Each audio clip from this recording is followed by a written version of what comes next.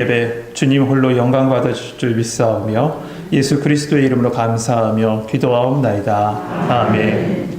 할렐루야. 아멘. 성도 여러분, 올 한 해 어떻게 보내셨습니까? 저의 고백은 이겁니다. 하나님이 하셨습니다. 하나님이 하십니다. 하나님의 은혜입니다. 그래서 감사합니다. 여러분의 고백도 같을 것이라고 믿습니다. 진정 하나님의 은혜가 아닌 것이 하나도 없죠. 나의 나된 것 다 하나님의 은혜입니다.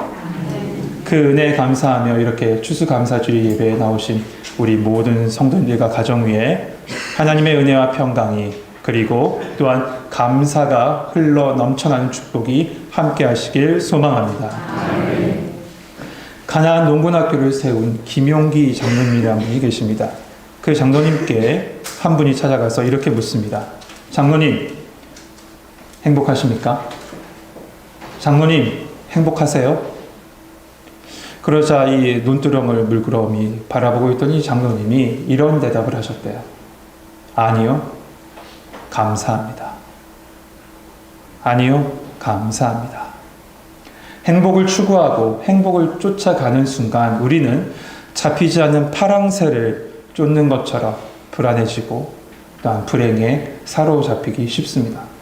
그러나 나의 모든 것이 하나님의 은혜요, 하나님의 선물임을 자각하는 사람은 늘 감사합니다.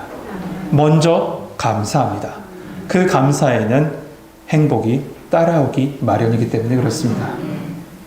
우리의 삶에는 분명 흐린 날도 있고 또한 맑은 날도 있습니다.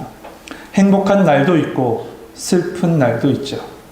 하지만 로마서 8장 28절 말씀, 하나님을 사랑하는 자, 곧 그 뜻대로 부르심을 입은 자들에게는 모든 것이 합력하여 선을 이루느니라 라고 말씀하셨어요. 네, 그렇습니다. 모든 것을 합력하여 선을 이루신 하나님이십니다. 그런데 여러분, 우리의 모습은 어떻습니까?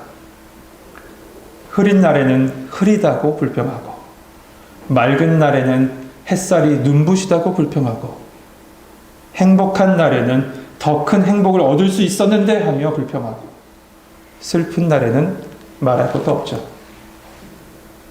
우리는 매 순간 감사하지 못하고 원망하고 감격하지 못하고 불평합니다. 그런데 이런 원망과 불평과 원망은 우리 삶에 주어지는 모든 은혜를 순식간에 물거품으로 만들어버려요. 아무것도 아닌 것으로 만들어버려요. 그런데 이렇게 감사하지 않는 모습을 들어서 성경, 특별히 디모데 후서 3장에 보면 그 모습을 말세의 모습이다 라고 얘기했습니다. 디모데 후서 3장 1절 2절 말씀입니다. 너는 이것을 알라. 말세에 고통하는 때가 이르러 사람들이 자기를 사랑하며 돈을 사랑하며 자랑하며 교만하며 비방하며 부모를 거역하며 감사하지 아니하며 거룩하지 아니하며. 말세의 모습은 자기를 사랑하는 모습이래요. 또한 돈을 사랑한대요. 여기까지 이해가 됩니다. 또한 자랑하고 교만하고 비방합니다. 그런데 감사하지 못한 모습도 속해 있답니다. 이러한 감사하지 못한 모습을 포함한 모든 말세의 모습을 한마디로 정의한 말이 그 다음 절인 5절 말씀에, 디모데후서 3장 5절 말씀에 이렇게 말씀하고 있습니다. 경건의 모양은 있으나 경건의 능력은 부인하니 이 같은 자들에게서 내가 돌아서라. 모양은 있는데 능력이 없대요. 성경은 분명 그런 자들에게서 돌아서라라고 얘기 말씀했습니다. 이렇게 감사치 않고 경건한 모양만 갖추고 있는 모습이 누구의 모습이었냐면 이스라엘 백성의 모습이었습니다. 이스라엘 민족이요, 애굽에서 종살이했던 그 시간은 430년입니다. 한 세대를 80년이라고 생각하고 80년을 기준 삼고 나눠보면 5대에 걸쳐 종살이를 한 거예요. 그렇다는 건 여러분, 이들의 정체성, 아이덴티티는 종, 노예였다는 거예요. 거기서 벗어나지 못합니다. 그랬던 이스라엘을 하나님의 약속을 통해서 시간적인, 환경적인 모든 그 상황을 뚫어버리시고 종 되었던 자리에서 건져 주셨습니다. 할렐루야. 그런데 갈렙과 여호수아를 제외한 이 출애굽 1세대들은 하나님의 약속의 땅, 그 가나안 땅에 들어가지 못하고 광야에서 다 죽어버렸어요. 왜입니까? 왜 이들은 가나안 땅에 들어가지 못하고 광야에서 다 죽었습니까? 배고파서요? 목말라서요? 독사에 물려서요? 아니에요. 불순종에서 파생된 그 불평으로 인해서 광야에서 다 죽었어요. 여러분, 불평은 있는 것을 보지 못하게 하고요, 없는 것만 바라보게 해요. 여러분 한번 생각해 보세요. 이스라엘 백성이 잠깐 애굽이라는 감옥에 갇혔다가 풀려났나요? 지금? 아니잖아요. 400년을 노예란 감옥으로 갇혀있던 것이, 애굽에 갇혀있던 것이 이스라엘이에요. 그런 이들에게 자유를 줬다? 이건 기적이죠. 그뿐입니까? 하나님께서 이들을 출애굽시킨 후에 홍해를 가르시고 그곳을 이스라엘로 마른 땅같이 걷게 하셨어요. 여러분, 저기 시나 앞바다에 잠시 열렸던 그 길, 그렇게 투벅투벅 걸어가는 게 아닙니다. 아예 바다를 딱 갈라버리시고 마른 땅처럼 걸어가게 하셨어요. 거기에 두 눈 앞에 뭐가 있습니까? 불기둥과 구름기둥이 그들을 인도하고 있는 것을 매 순간마다 보고 있어요. 또한 하늘에는 만나가 쏟아져 내립니다. 이 정도면 여러분, 환경 탓 못해요. 환경 때문에 그렇다고 탓 못해요. 하나님 왜 나를 인도하셨어요? 하나님 왜 나를 맡겨주셨어요? 나에게 이런 걸 맡겨주세요? 하지 못한다니까요. 그런데 이스라엘은 그 어려운 일을 해냅니다. 그 순간에 불평해요. 그 순간에 원망해요. 그 결과는 죽음이었습니다. 우리는 지난 한 주간 특별 새벽기도를 보내면서 감사 훈련을 했습니다. 근데 그 감사 훈련을 하면서 나온 결론 중에 하나가 이거예요. 감사는 환경의 문제가 아니다. 마음의 문제지 환경의 문제가 아니다. 여러분, 하나님께서 에덴 동산을 다 만드시고 아담과 하와를 지으신 후에 그 안에 들어가게 하셔서 그 안에서 살게 하셨을 때 그 에덴 동산에 아담과 하와가 살고 있던 에덴 동산에 부족함이 있었습니까? 부족함이 없었어요. 하나님이 다 준비해 놓으셨는데 부족함이 없었어요. 마음에 교만한 죄가 들어가서 그렇지 부족함이 없었어요. 그런데 죄로 말미암아 그곳에 쫓겨나요. 결국 감사는 마음의 태도에서 나옵니다. 우리 같이 고백합시다. 감사는 마음의 태도에서 나옵니다. 여러분, 그렇다면 어떻게 우리는 감사할 수 있을까요? 그것도 오늘 말씀 마지막 부분에 보면 감사를 넘치게 하라 라고 했는데 감사를 넘치게 할 수 있을까? 여러분 궁금하시죠? 안 궁금하시나 보네요. 제가 그래서 궁금하실 것 같아서 제가 준비해 왔습니다. 그 첫 번째 이겁니다. 예수 그리스도를 나의 주로 받아들이는 것부터 감사는 시작됩니다. 여러분 6절 말씀 같이 한번 읽어보죠. 6절 같이 읽겠습니다. 시작.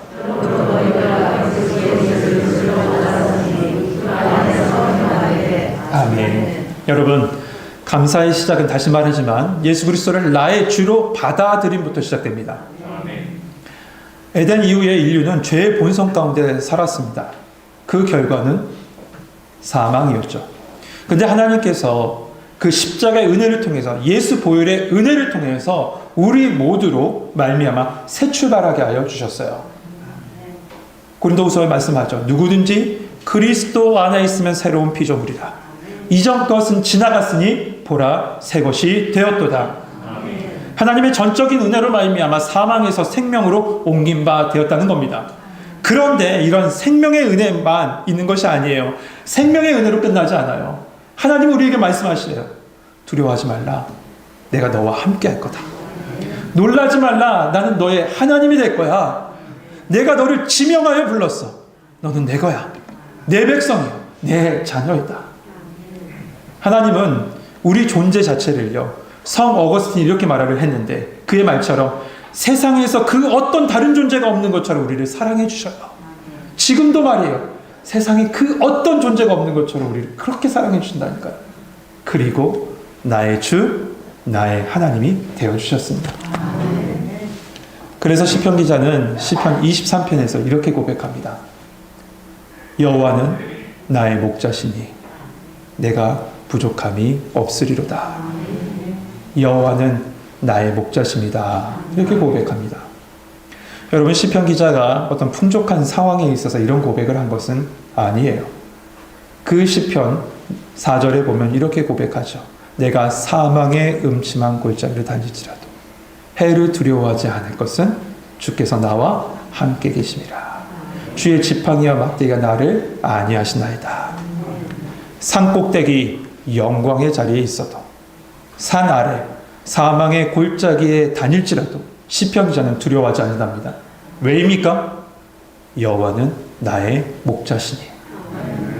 세상의 주관자, 세상의 창조자 되신 예수님이 나의 주, 나의 하나님 되시기 때문에 그렇습니다.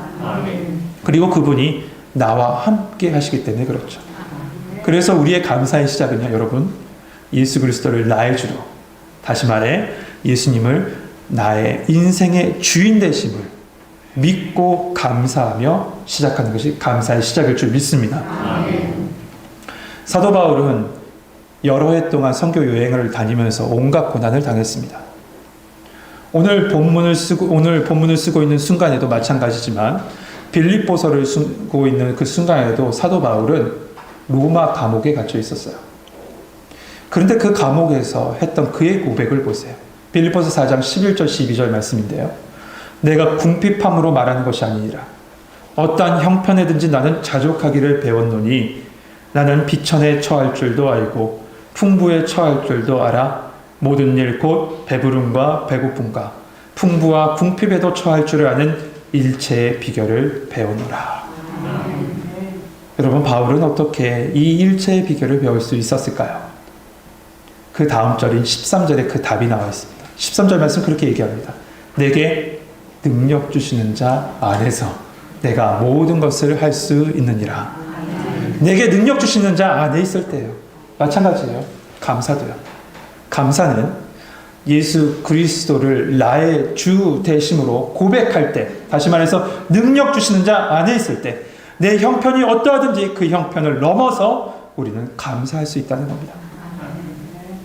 이처럼 감사의 시작이 예수님을 나의 주, 나의 하나님으로 받아들이는 것부터 시작한다면, 그러면 여러분, 실제적으로 내 삶에서는 어떻게 감사를 넘치게 할 수 있을까? 이어지는 말씀은 이렇게 얘기합니다. 그 안에서 행해라.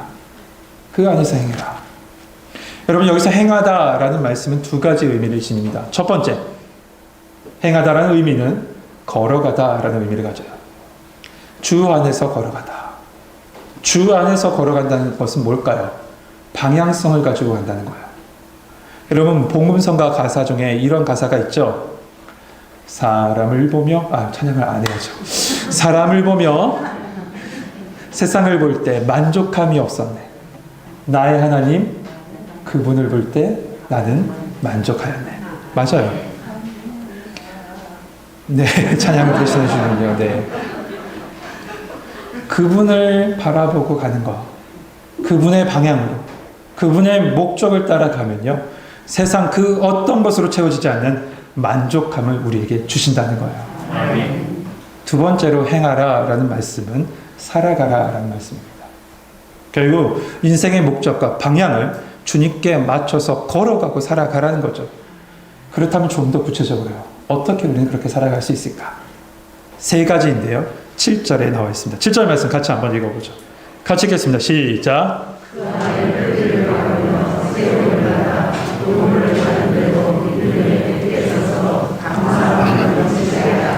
아멘. 우선 첫 번째로 예수 그리스도 안에 우리의 인생의 뿌리를 내리라 라고 하고 있습니다. 여러분, 이것은 우리 삶의 모든 기초를 그분 안에 뿌리 내리고 있다는 것을 얘기해요. 다시 말해서 우리의 생각의 기초를, 내 삶의 기초를, 내 모든 행동의 기초를, 내 말의 모든 기초를 말입니다. 예레미야 17장 7절 8절 말씀에 보면, 그러나 무릇 여호와를 의지하며 여호와를 의탁하는 그 사람은 복을 받을 것이라. 그는 물가에 심어진 나무가 그 뿌리를 강변에 뻗치고 더위가 올라올지라도 두려워하지 아니하며 그 입이 청청하며 가문은 해에도 걱정이 없고 결실이 그치지 아니함 같으니라. 성도 여러분, 하나님 바라보고 그의 인생길을 걷고 있는 여러분의 인생은 방금 드린 말씀 속에 보면 어디에 뿌리 내리고 있다라고 말하고 있냐면 물가에 뿌리 내리고 있다라고 얘기해요. 그러므로 물가에 심겨진 나무는 걱정이 없습니다. 늘 푸르릅니다. 그뿐 아닙니다. 물가에 심겨진 나무는 계절에 따라 때를 따라 열매 맺게 하십니다. 그러기에 예수 그리스도 안에 뿌리 내릴 우리는 예수님이 채우심을 믿으면서 삶의 자리에서 감사할 수 있습니다. 왜요? 예수님이 살아주시기 때문에, 예수님이 때를 따라 알맞은 것을 공급하시기 때문에 우리는 감사하며 살아갈 수 있는 거죠. 두 번째로 예수 그리스도 안에서 세움받아야 한다라고 되어 있어요. 여러분, 이 세움받다라는 말은 성장하다라는 거예요. 우리는 분명 아기였을 때가 있어요. 그리고 청소년일 때가 있었습니다. 그리고 지금도 청소년으로 계신 분이 여기 계시고요. 또한 장년으로 우리는 지금 살아가죠. 그러나 여러분, 그때에 머물러 있으면 안 됩니다. 그때에 머물러 있으면 안 돼요. 아기가 성장하지 않고 아기의 모습으로 머물러 있으면요, 그것은 아픈 거예요. 그런데 아기의 모습으로 살아가는 사람이 있어요. 아기의 모습이 어떻습니까? 나밖에 몰라요. 엄마의 사정 생각하지 않아요. 엄마가 밖에서 열심히 일하고 이게 집에 들어왔는데 엄마가 그 힘들고 고단했던 그 생활, 아이는 생각하지 않습니다. 그냥 배고프면 울고 졸리면 울고 내가 원하는 대로 안 되면 울고 투정 부립니다. 그리고 아예 들어 눕죠. 그런데 예수님도 그렇게 믿어요. 내게 주신 은혜, 내게 주신 기적 기억하지도 못하고 생각하지도 못하고 없고 부족한 것만 생각하고 그냥 들어 눕습니다. 그래서 성도는 여러분, 예수님 안에서 세워져야 돼요. 예수님 안에서 성장해 가야 돼요. 그때 내게 먹을 것을 주심도 감사할 수 있게 되고, 그때 내게 먹을 것을 주시지 않아도 하나님이 나로 다이어트를 자연스럽게 시키시는구나, 이렇게 생각하며 감사할 수 있는 거죠. 상황을 넘어 감사할 수 있는 겁니다. 여러분, 이런 믿음의 성장이 여러분과 함께 하길 소망합니다. 마지막으로 교훈을 받은 대로, 말씀대로 믿음에 굳게 서라라고 말씀하고 있어요. 이 골로새 교회는 헛된 철학을 숭배하는 이단들이 들어와서 성도들을 막 뒤집어 놨습니다. 흔들어 놨어요. 그래서 오늘 본문 다음 절인 8절에도 보면 누가 철학과 헛된 속임수로 너희를 사로잡을까 주의하라 라고 하고 있어요. 그러기에 바울은 오직 말씀 안에서, 오직 예수 그리스도 안에서 믿음을 굳게 서서 담대하게 나가라고 하고 있는 거죠. 그때 어떠한 상황이 오더라도, 어떠한 소리가 들려도 흔들리지 않고 감사하며 살아갈 수 있기 때문에 그렇습니다. 여러분, 이 내일 위를 달리고 있는 한번 기차를 한번 생각해 보세요. 기차가 막 달리고 있습니다. 달리다가 산을 만나요. 산이 쑥 지나갑니다. 달리다가 터널을 만납니다. 터널이 쑥 지나갑니다. 때로는 비가 막 억수로 내립니다. 천둥 번개도 칩니다. 그래도 기차는 아무 말 없이 달려갑니다. 상황이 어떻든지 상관없어요. 믿음의 기차는 상황에 흔들리지 않고 목적지를 향해서 달려간다고요. 달리는 기차 위에 한번 소리쳐 보세요. 기차가 서나 대머를 하고 개가 막 짖어도 기차는 달려가는 거예요. 그래서 여러분, 말씀의 레일 위에, 믿음의 레일 위에 여러분 굳게 서서 달려가는 성도님 되시길 소망합니다. 아멘. 그때 데살로니가전서 5장 18절 말씀, 아주 유명한 말씀이죠. 범사에 감사할 수 있는 겁니다. 아멘. 여러분, 사도 바울은 범사에 감사하라라고 데살로니가 교회에게 말했습니다. 그런데 이 교회는 범사에 감사할 수 있는 상황이 아니었어요. 매우 열악한 교회였어요. 어떤 목사님 책에 그렇게 써놨더라고요. 데살로니가 교회는 지금으로 따지면 정말 가기 싫은 교회다. 너무나도 열악하고 한 번 갔다가 다시는 가기 싫은 교회, 그런 상황에 놓인 교회가 데살로니가 교회였어요. 그래서 데살로니가전서 1장, 2장, 3장, 4장 한번 여러분 읽어보세요. 그 1장부터 4장까지 마지막에 보면 어떤 말씀으로 바울이 마무리하고 있냐면 주님의 다시 오심을 기다리라 라고 하고 마무리하고 있어요. 얼마나 힘들었으면 그래요. 이들의 소망은 오직 하늘 소망밖에 없었어요. 이 땅의 소망을 꿈꿀 수도 못하기 때문에 오직 하늘 소망만 바라봤던 거예요. 그러나 사도 바울은 그 데살로니가 전서를 마무리하면서 5장에서 뭐라고 얘기하냐면 내 삶의 모든 순간에, 내 삶의 모든 자리에, 내 삶의 모든 시간에서 감사하십시오. 그 말이 범사에 감사하라 라는 뜻입니다. 이것이 어떻게 가능합니까? 이것이 어떻게 가능해요? 그 열악한 상황에서도요? 네, 예수 그리스도 안에서 그의 말씀 안에 세워질 때 가능합니다. 그때 비로소 내 상황이, 내게 있는 모든 것이 하나님의 섭리고 내게 있는 모든 것이 하나님의 계획하심을 깨달을 수 있기 때문에 그렇습니다. 여러분, 이제 계절이 이 만추를 넘어서 한겨울로 한 걸음 더 다가간 것 같습니다. 나무들은 막 알록달록 자라나던 그 단풍잎, 그 낙엽을 다 떨어뜨리고 오늘 올라올 때도 봤는데 앙상한 가지만 남은 나무들이 이제 많더라고요. 아유, 나뭇잎 좀 그만 좀 떨어뜨렸으면 좋겠어요. 치우냐고 힘들어요. 근데 그 나무를 딱 보면 참 볼품 없습니다. 나뭇잎이 떨어진 나무는 볼품 없습니다. 그러나 여러분, 혹독한 추위에 나무가 생존하기 위한 방법은 나뭇잎을 다 떨어뜨리는 방법입니다. 떨어뜨려야만 살 수 있어요. 하나님은 일부러 그 나무의 나뭇잎을 다 떨어뜨리고 앙상하게 이렇게 만드셨어요. 왜냐하면 그래야만 그 겨울을 견딜 수 있기 때문에 그래요. 그 겨울을 견딜 수 있기 때문에 나뭇잎을 다 떨어뜨리신 거죠. 그것이 바로 하나님의 섭리예요. 그것이 바로 하나님의 사랑이에요. 왜냐? 그래야만 내년에 새로운 싹이 날 수 있기 때문에 그래요. 그 앙상한 가지의 말이죠. 여러분, 여러분의 인생에 앙상한 나뭇가지만 보이십니까? 모든 것이 다 떨어진 채 어찌 보면 세상 보기에는 볼품없는 나무처럼, 그렇게 앙상한 가지만 있는 나무처럼 보이십니까? 감사하십시오. 새로 피어날 새싹과 내년에 주실 열매를 기대하며 감사할 수 있는 성도님 되시길 소망합니다. 아멘. 이것이 바로 범사에 감사하는 겁니다.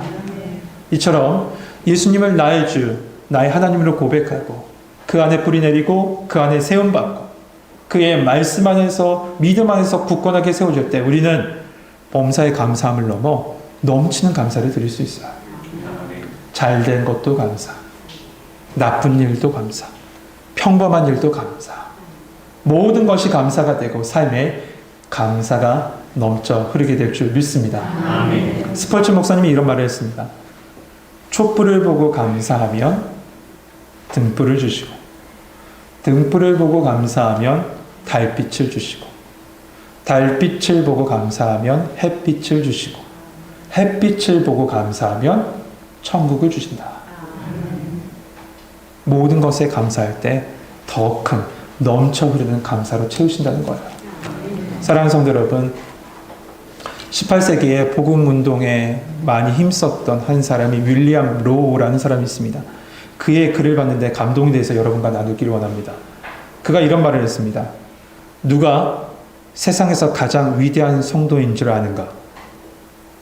가장 많이 기도하거나 가장 많이 금식하는 사람이 아니요, 늘 하나님께 감사하고 언제나 하나님을 찬양할 준비가 되어 있는 사람이다.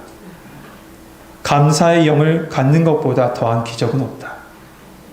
감사하는 영혼은 접하는 모든 것을 복되게 만들기 때문에 그렇다. 성도 여러분, 복된 성도님 되시길 바랍니다. 복을 전하는 성도님들 되시길 바랍니다.